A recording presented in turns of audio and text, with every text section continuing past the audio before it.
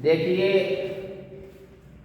अभी तक हमने आप सबको चंद्रगुप्त मौर्य के बारे में बताया। चंद्रगुप्त मौर्य के बाद बिंदुसार के बारे में बताया। बिंदुसार कब से कब तक भारत में रहा, अपना भारत में राज किया। बिंदुसार का समय जो था 298 ईसा पूर्व से 273 ईसा पूर्व। 273 ईसा पूर्व के बाद जो है मौर्य वंश का शासक सम्राट अशोक बना। यह जो है 273 ईसा पूर्व से 232 ईसा पूर्व तक भारत में राज किया। मैंने आज कल अशोक बताया ही था और ये भी बताया था कि सम्राट अशोक का राजा अभिषेक 273 ईसा पूर्व में उनके राजा बनने के 4 या 5 वर्ष बाद, कितने 4 वर्ष बाद, यानी कि 269 ईसा पूर्व में सम्राट अशोक राजा बना। राजा बनने के बाद सम्राट अशोक का जो है कलिंग का युद्ध किया और पहली बार जो है कलिंग में विजय प्राप्त किया। कलिंग में विजय प्राप्त करने के बाद जो है सम्राट अशोक जो है वहां पर कलिंग में जब युद्ध हुआ तो वहां पर जो है उन्होंने उसमें ये लिखा कि 261 ईसा पूर्व में कलिंग पर जो है युद्ध किया और उसे विजय प्राप्त कर लिया, जिसका विस्तृत वर्णन मैं अपने 13वें शिलालेख में किया है कि 13वें शिलालेख में पूरा विस्तृत वर्णन है कि सम्राट अशोक कलिंग में युद्ध किया था, तो युद्ध कैसे हुआ पूरा वर्णन मिलेगा। कलिंग में जो युद्ध हुआ वह भी वहां उस युद्ध में भीषण नरसंहार होने के कारण सम्राट अशोक का दिल जो है क्या हो गया, सम्राट अशोक का हृदय जो है हृदय में गहरा आघात पहुंचा और वह जो है उसी दिन से प्रण ले लिया कि मैं युद्ध नीति को त्याग कर धम्म नीति को अपनाऊंगा। तब से सम्राट अशोक ने युद्ध नीति को त्याग दिया और धम्म नीति को अपनाया। और उसके बाद आता है अशोक का धर्म आता है। अशोक के धर्म के थे, कल मैं तो बता दिया था, आज जो हेडिंग आएगा अशोक का धर्म, अशोक सम्राट अशोक का धर्म। अशोक का धर्म, अशोक का क्या धर्म था, क्या करना है क्या नहीं करना है। एक धर्म मतलब होता है कि मेरा क्या धर्म है, कर्तव्य हो गया मेरा क्या धर्म है, अगर मैं राजा बना हूं मेरा क्या धर्म है। एक धर्म ये हो गया, एक धर्म ये हो गया जो पूजा पाठ करते किस धर्म मानने वाले हो। तो सम्राट अशोक पहले जो है ब्राह्मण अनुयायी थे। सम्राट अशोक पहले जो है ब्राह्मण अनुयायी थे और उसके बाद जबकि लेकिन कल्हड़ की राजतरंगिणी से पता चलता है कि वह शिव धर्म का, शिव का उपासक थे। सम्राट अशोक जो है पहले ब्राह्मण धर्म को मानने वाले ब्राह्मण में थे। सम्राट अशोक पहले जो है ब्राह्मण धर्मानुयायी थे। ब्राह्मण धर्मानुयायी पहले थे। बाद में कल्हड़ से पता चलता है, बाद में कल्हड़ की राजतरंगिणी से, कल्हड़ के राजतरंगिणी से बाद में कल्हड़ के राज तरंगड़ी, कल्हड़ के राज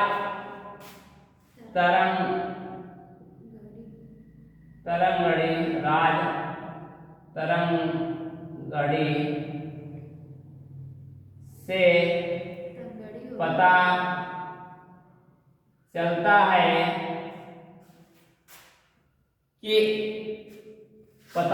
है कि सम्राट अशोक जो है, सम्राट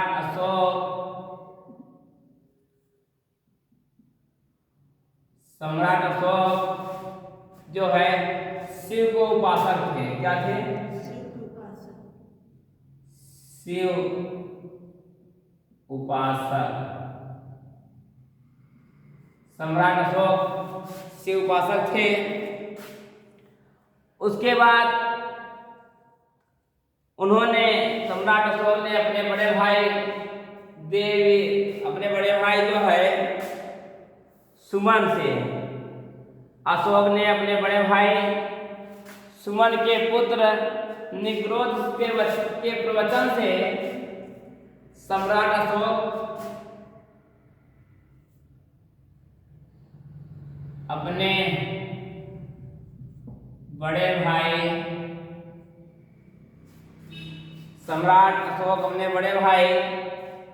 सुमन के पुत्र, उनके बड़े भाई का नाम था, हाँ, सुमन के पुत्र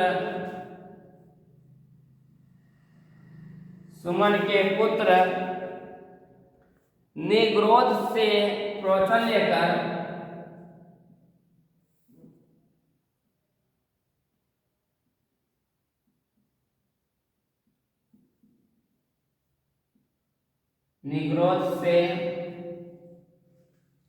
वचन लेकर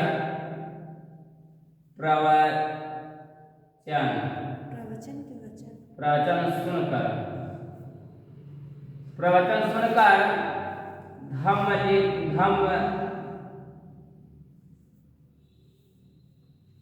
धम्म सुनकर उसने बहुत प्रभावित होकर और उसने बौद्ध धर्म को अपनाया।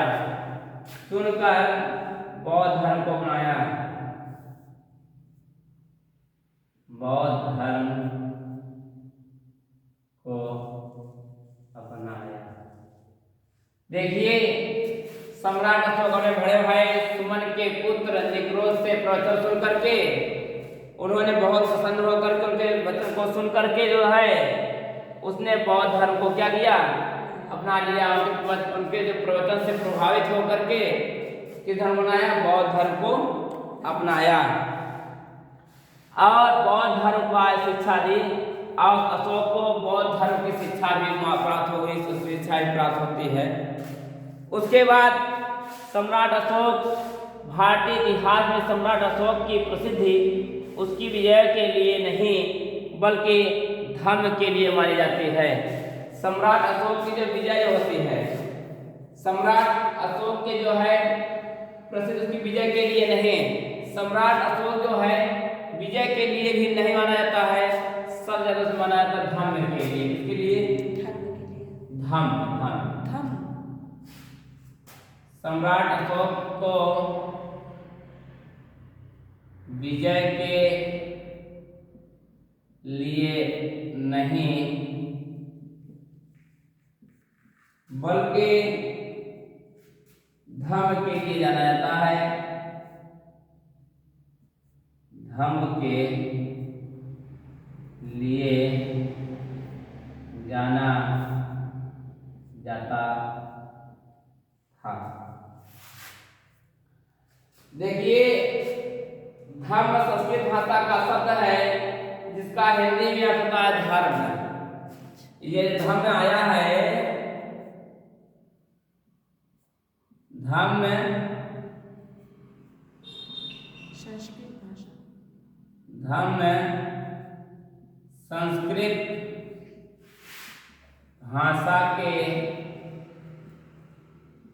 शब्द है जिसका शाब्दिक अर्थ क्या होता है, शाब्दिक अर्थ धर्म होता है ना, धर्म होता है जिसका शाब्दिक अर्थ धर्म होता है। सम्राट अशोक बौद्ध धर्म से शिक्षित होने के बाद एक उपासक के रूप में अपने राज्याभिषेक के 10वें वर्ष इन्होंने जब शिक्षा प्राप्त कर ली तो अपने राज्याभिषेक के 10वें वर्ष अपने राज्याभिषेक के 10वें वर्ष में बोध गया की यात्रा की। 10वें वर्ष बोध गया की यात्रा की। अपने राज्याभिषेक के 10वें वर्ष में ही बोध गया की यात्रा की सम्राट अशोक ने। और तथा राज्याभिषेक के 12वें वर्ष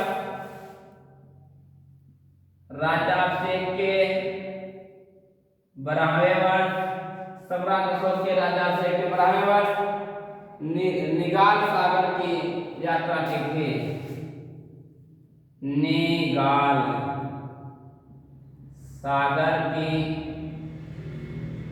यात्रा की थी। तो सम्राट अशोक अपने 10वें राज्याभिषेक 10वें वर्ष बोध गया की यात्रा की और राज्याभिषेक 12वें वर्ष जो है निगाल सागर की यात्रा की।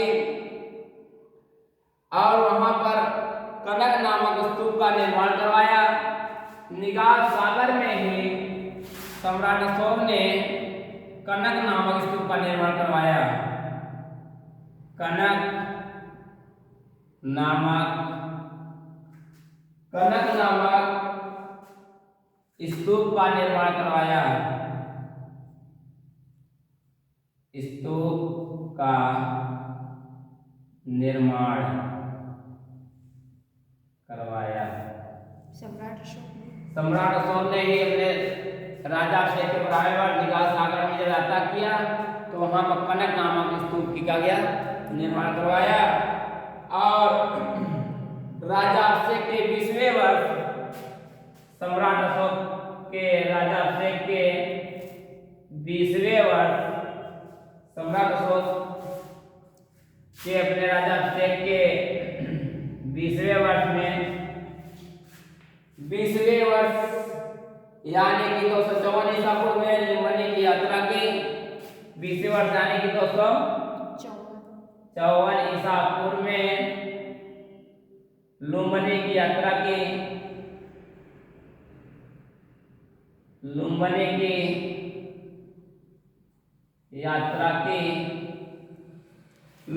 की यात्रा की और वहां पर उन्होंने कर घटाकर 1/8 कर दिया। और वहां पर उन्होंने कर को घटाकर 1/8 कर दिया। कर को घटाकर 1/8 कर दिया, जो 1/6 कर लगता था। मौर्य वंश में जो कर 1/6 लिया जाता था चंद्रगुप्त मौर्य के समय में, परंतु सम्राट अशोक ने से घटाकर 1/8 कर दिया। नहीं, 1/8 भाग जो है देना है 1/6 देना। उसके बाद अशोक के शिलालेख आता है। उसके बाद नई हेडिंग आती है अशोक का शिलालेख। अशोक का शिलालेख क्या इसको थोड़ा सा अशोक का शिलालेख आता है। अशोक के शिलालेख में जो है इसके तत्पश्चात अशोक का शिलालेख आता है। देखिए अशोक के शिलालेख में जो है क्या क्या आता है। अशोक के शिलालेख में सबसे पहले कुल कितने शिलालेख हैं, कुल कितने गुहालेख हैं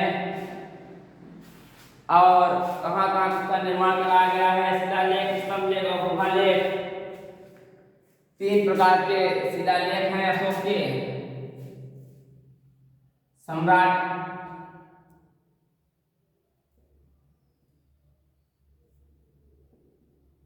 अशोक के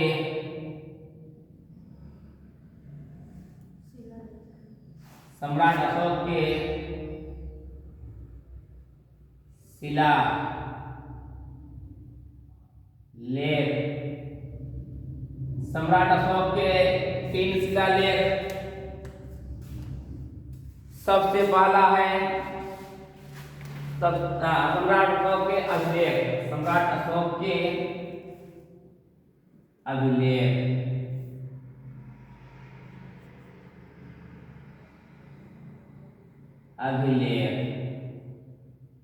सम्राट अशोक के 3 अभिलेख। सबसे पहले शिलालेख, उसके बाद दूसरा आता है स्तंभ लेख, दूसरा आता है स्तंभ लेख, और तीसरा आखिरी आता है गुहा लेख। क्या? गुहा लेख। ये सम्राट अशोक के अभिलेखों में 3 प्रकार के अभिलेख आते हैं, शिलालेख, स्तंभ लेख और गुहा लेख। अब जो सम्राट अशोक के बारे में जानकारी का प्रमुख स्रोत अशोक के अभिलेख से है। अभिलेख का आवश्यकता इसलिए बढ़ गई। अभिलेख का आवश्यकता क्यों बढ़ी? इसलिए कि सम्राट अशोक कब राजा बना, कब कहाँ विजय प्राप्त किया, कैसे विजय प्राप्त किया, किस धर्म को बनाया, ये सब पूरा लिखित विवरण जो है अभिलेख से पता चलता है कि सम्राट अशोक इस राज्य का ये चीज था। तो इसलिए आवश्यकता पड़ गई शिलालेख, स्तंभ लेख, गुहा लेख। लेख मतलब लिखना, और शिला मतलब पत्थर। शिलालेख मतलब पत्थर, शिला में पत्थर होता है। तो सबसे पहले पत्थर में लिखा गया जो लेख था उसे शिलालेख कहा गया, जो गुफाओं में लिखा गया उसे गुहा लेख कहा गया, और जो जगह जगह देखते कुछ दूर पर लिखा रहता है, इतना किलोमीटर है, उसे स्तंभ लेख कहा गया। मतलब कि कुछ एक यहाँ लिख दिया जाए तो कुछ दूर लिखा ना रहे, कुछ तो चले जाओ फिर कहीं पाथर का लिखा रहे यहाँ बस, वो स्तंभ एक स्तंभ में खड़ा रहे। ये तो शिलालेख जगह जगह मिल जाएंगे, गुहा लेख गुफा में मिल जाएंगे, जहाँ गुफा वहाँ लिखा मिल जाएगा कि अशोक इस गुफा में आया था। और स्तंभ लेख मतलब कि स्तंभ लेख मतलब खड़ा रहेगा, उसमें भी लिखा रहेगा तो किस सन का है ये भी तो पत्थर में ही लिखा रहता है। हाँ, स्तंभ का भी रैक पत्थर का ही रहेगा। उसके बाद देखिए प्रसिद्ध इतिहासकार जो है D.R. भंडारकर ने सम्राट अशोक का इतिहास अभिलेखों के आधार पर लिखा। सम्राट अशोक के अभिलेखों को 3 भागों में बांटा गया, बताया ये। अब देखिए अशोक की सभी अभिलेखों की भाषा प्राकृतिक तथा लिपियां ब्रह्मी थी, खरोष्ठी, यूनानी, आर्यमाइक। ये लिपियां थी। देखिए सम्राट अशोक की लिपि, सम्राट अशोक के सभी लेखों की भाषा, सम्राट अशोक के सभी लेखों की भाषा, सम्राट अशोक की भाषा, सम्राट अशोक के अभिलेखों की भाषा प्राकृत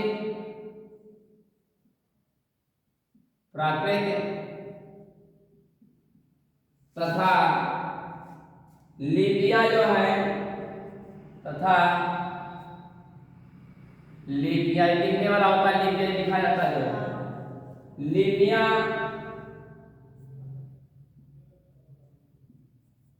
ब्राह्मी, खरोष्ठी,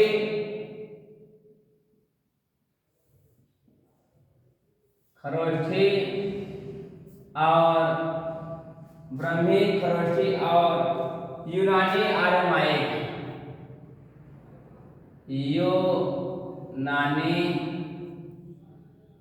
और आर्यमाइक,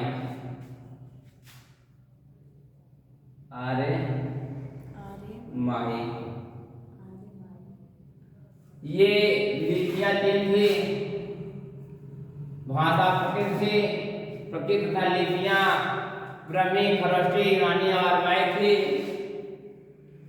सम्राट अशोक के अभिलेख, सम्राट अशोक के अभिलेख में 2 प्रकार के अभिलेख मिलते हैं, एक दीर्घ अभिलेख, एक लघु अभिलेख। सम्राट अशोक के शिलालेख जो है सबसे पहले दीर्घ शिलालेख, लघु शिलालेख। सम्राट अशोक के जो शिलालेख जो है 2 प्रकार के मिले हैं। सबसे पहला है दीर्घ शिलालेख। दीर्घ शिलालेख। नंबर 2 है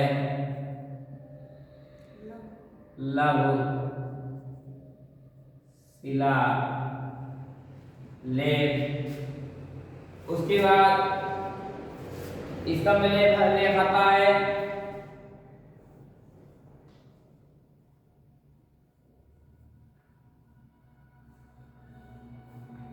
कुल टोटल सम्राट अशोक के जो है दीर्घ शिलालेख, सम्राट अशोक के कुल 14 दीर्घ शिलालेख हैं। कितने हैं? 14। कुल 14 जो है दीर्घ शिलालेख है। कितने हैं? 14 शिलालेख, दीर्घ शिलालेख। कुल 14 दीर्घ शिलालेख है। प्रथम द्वितीय तृतीय ऐसे करके जो है, ठीक है। और उसके बाद जो है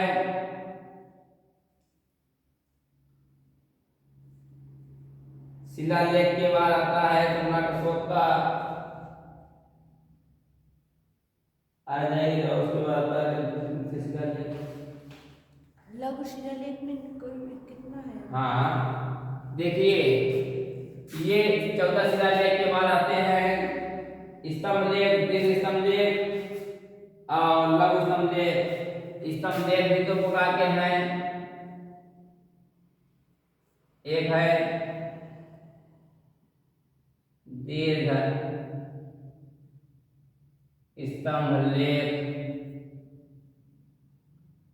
दूसरा है लघु स्तंभ लेख। देखिए स्तंभ लेख भी 2 हैं। कौन कौन से हैं दीर्घ शिलालेख में? दीर्घ स्तंभ लेख में जो है दिल्ली मेरठ स्तंभ लेख, ये मैं पूरा बता दे रहा हूँ। सम्राट अशोक के उत्तराधिकारी सारनाथ अभिलेख। अब देखिए थोड़ा सा मैं बता दे रहा हूँ, सुनते जाइएगा। उसके बाद मैं पूरा लिखा दूंगा, सब लिख लीजिएगा। सम्राट अशोक के प्रथम शिलालेख में जो है क्या मिलता है, क्या वर्णन है? जो 14 प्रकार के शिलालेख हैं, दीर्घ शिलालेख 14 प्रकार का जो है, इसमें सबसे पहले प्रथम शिलालेख आता है। अशोक के पहले शिलालेख में जो है जीव हत्या पर निषेध का उल्लेख किया गया है। अशोक ने अपने पहले शिलालेख में कहा किसी जीव की हत्या नहीं करोगे, किसी जीव की हत्या नहीं होनी चाहिए। और सम्राट अशोक ने द्वितीय शिलालेख में कहा, अशोक के दूसरे शिलालेख में पशुओं मनुष्यों के चिकित्सा के विषय में उल्लेख मिलता है। पशुओं और मनुष्यों के चिकित्सा के बारे में उल्लेख मिलता है अशोक के द्वितीय शिलालेख में। इसके अलावा जो है अशोक के सीमांत पड़ोसी देश, अशोक के पड़ोसी प्रदेशों का उल्लेख मिलता है, जिसमें चेर, चोल, पांड्य, सती, पुत्र का उल्लेख मिलता है। सम्राट अशोक के तीसरे शिलालेख में जो है प्रादेशिक राज्यों युद्ध नामक अधिकारियों का उल्लेख मिलता है, जिससे यह ज्ञात होता है कि ये अधिकारी प्रत्येक 5 वर्ष बाद जो है राज्य का दौरा करते थे। अशोक के तीसरे शिलालेख में मिलता है कि जो अधिकारी बनाए गए थे प्रत्येक जो है वो 5 वर्ष के राज्य का दौरा करते थे। जो है प्रत्येक 5 वर्ष तक वो राज्य का दौरा करते थे, 5 वर्ष बाद हटा दिया जाता था। तथा प्रजा को धर्म अन्य कार्यों की शिक्षा देते थे। जो बनाए गए थे धर्म और अन्य कार्यों के लिए शिक्षा देते थे। शिक्षा के क्षेत्र में धर्म और अन्य कार्यों के लिए जो है अग्रसित करते थे। ये अशोक के तीसरे शिलालेख में मिलता है। अशोक के चौथे तीसरे शिलालेख में यह उल्लेख मिलता है कि व्यक्ति को अपने माता पिता की आज्ञा माननी चाहिए। अशोक ने अपने तीसरे शिलालेख में लिखवाया कि बच्चों को जो अपने माता पिता का आज्ञा माननी चाहिए। और मित्रों, संबंधियों, ब्राह्मणों, श्रमणों के भी प्रति जो है उदार व्यवहार रखनी चाहिए। ये अशोक के तीसरे शिलालेख में मिल जाता है। अशोक का चौथा शिलालेख नहीं लिखा हूँ, पांचवा ला रहा हूँ कि अशोक के पांचवें शिलालेख में धम्म महामात्र नामक अधिकारी के नियुक्त की जानकारी प्राप्त होती है। इसकी नियुक्ति सम्राट अशोक अपने राज्याभिषेक के 14वें वर्ष में की थी। महामात्र का कार्य जनता के कल्याण, जो महामात्र का कार्य था जनता के कल्याण और सुख हेतु उनके माध्य जा करके उनको कष्टों को दूर करने का प्रयास करना था। मतलब कि आजकल जो है ओझा होते हैं, किसी को कष्ट है कष्ट दूर करते हैं, वही काम था इन लोग का। जो महामात्र थे, लोगों को बीच जाकर को जो कष्ट होता था कष्टों को दूर करना इन लोग काम होता है। डॉक्टर हो गए, ठीक है।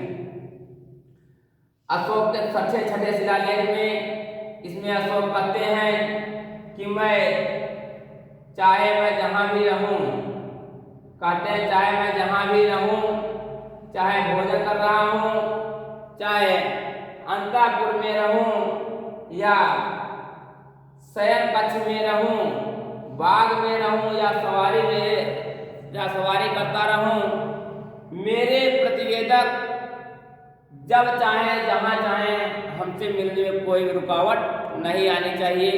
यह अशोक ने अपने छठे शिलालेख में यह वर्णन किया। और मैं प्रजा का कार्य से सहज करता रहूं और मुझे प्रजा के कार्य से जो है हमेशा मुझे जो है तुरंत परिचय कराते रहें कि प्रजा में क्या सही क्या गलत हो रहा है। आप सबका काम है मुझे बताना। और जो मुझसे मिलना जाता है प्रजा का जो भी नागरिक मुझसे मिलना जाता है, मैं कहीं भी रहूं निसंकोच आकर जो है मुझसे बताओ, मैं उससे जरूर मिलूंगा। अशोक के 7वें शिलालेख में इसके सम्राट अशोक ने कहा कि सभी समुदाय के लोग सभी जगह निवास करेंगे। जितने भी धर्म जितने समुदाय के लोग हैं हर जगह निवास कर सकते हैं, उन्हें कोई रोक नहीं है। समय और चित्त को शुद्ध रखें, अपने संयम और चित्त को क्या रखें, शुद्ध रख सकते हैं। अशोक के 8वें शिलालेख में अशोक के धम्म यात्रा में प्रारंभ करने का उल्लेख मिलता है। सम्राट अशोक अपने राज्याभिषेक के 10वें वर्ष बोध गया के धम्म यात्राएं प्रारंभ की थे। और उसके बाद जो है अशोक का 11वां शिलालेख जो आता है, 11वें शिलालेख में जो है यहाँ कहा गया है कि धम्म जैसा कोई दान नहीं, धम्म मतलब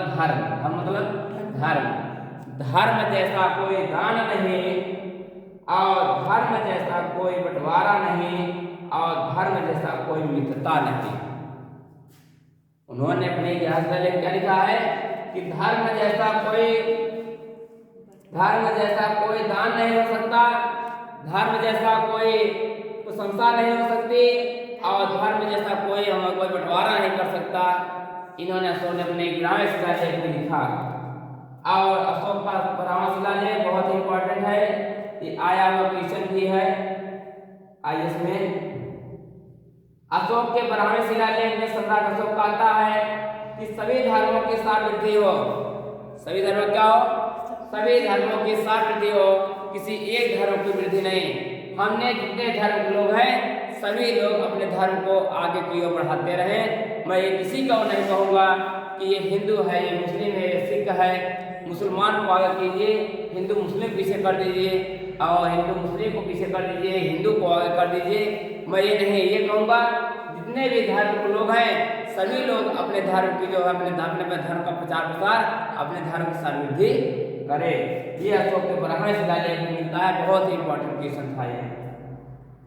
लोग अपने समुदाय की प्रशंसा तथा दूसरे समुदाय की निंदा भी न करें, ये भी अशोक के 12वें शिलालेख में मिलता है। किसी दूसरे धर्म की निंदा नहीं कर सकते हो। अपने धर्म का प्रचार, किसी दूसरे धर्म का जो प्रचार, ऐसा नहीं है कि हम हिंदू हैं तो मुस्लिम का प्रचार न करें, मुस्लिम के धर्म को विरोध करें।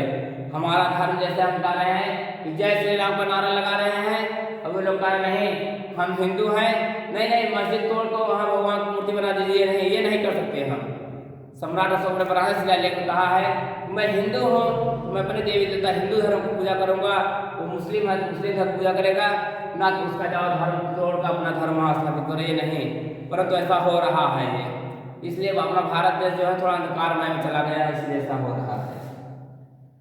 अशोक के 13वें शिलालेख, ये भी वेरी इंपॉर्टेंट है, ये आया क्वेश्चन है। अशोक के 13वें शिलालेख में कलिंग युद्ध का वर्णन है। कलिंग युद्ध सम्राट अशोक का अंतिम युद्ध था। सम्राट अशोक का जो कलिंग युद्ध था अंतिम युद्ध था, और सम्राट अशोक अपने राज्याभिषेक के 8वें वर्ष या 9वें वर्ष में, सम्राट अशोक एक ही युद्ध लड़े थे। हाँ मतलब युद्ध ढेर लड़े थे, आखिरी युद्ध हुआ था उनका, और युद्ध के बारे में नहीं वर्णन मिला है, दिया है, दिखा देंगे तो। अपने राज्याभिषेक 8वें 9वें वर्ष 261 ईसा पूर्व में कलिंग पर आक्रमण किया, जिसमें भीषण नरसंहार हुआ। इस युद्ध में लगभग 1 लाख लोग मारे गए और 1.5 लाख लोग जो है विस्थापित हुए। इसी युद्ध के बाद सम्राट अशोक ने युद्ध नीति को त्याग कर धम्म नीति को अपनाया। लगभग जो युद्ध हुआ था उस युद्ध में 1 लाख लोग मारे गए थे और 1.5 लाख लोग जो है वो स्थान छोड़कर दूसरे स्थान चले गए थे। इसीलिए सम्राट अशोक को बड़ा दुख हुआ, बड़ा कष्ट हुआ, उन्होंने युद्ध नीति को त्याग कर धम्म नीति को अपना लिया था। और तालमी जो है कहते हैं कि मित्र या महायान कहा जाता है, तालमी द्वितीय फिलाडेल्फस एंटीगोसन मक्सूदिनियस के थे, इन्होंने आर्टिकल कहा, मैगास को सीरिया का यात्रा कहा। और सम्राट अशोक का एक और आखिरी जो शिलालेख बचता है, 14वां शिलालेख बचता है, वह है सम्राट अशोक का एक और अभिलेख बच रहा है 14 नंबर। इसी में लग रहा है बता दिए हैं, ध्यान नहीं आ रहा है, चलो बता देंगे कल। तो ये सम्राट अशोक के अभिलेख के बारे में हमने पूरा वर्णन विस्तार से वर्णन कर दिया। जहां आप सबको समझ में आए वहां बताइएगा, हम आप सबको समझाने का प्रयास करेंगे।